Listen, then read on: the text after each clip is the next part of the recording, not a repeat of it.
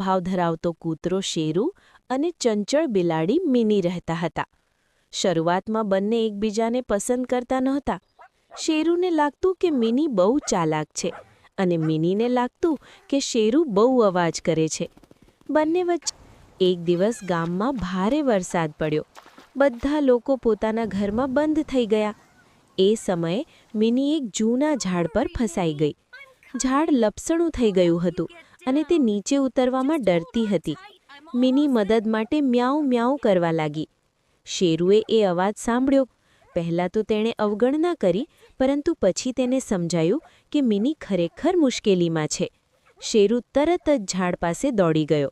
તેણે ઊંચે ઊભા રહીને મિનીને હિંમત આપી અને પોતાના મજબૂત શરીરનો સહારો આપી મિનીને નીચે ઉતારવામાં મદદ કરી. મિનીને સમજાયું કે શેરુ ખરાબ નથી. તેણે દિલથી શેરુનો આભાર માન્યો. એ દિવસ પછી બંને સારા મિત્રો બની ગયા. હવે તેઓ સાથે રમે, ખોરાક વહેંચે અને એકબીજાની મદદ કરે.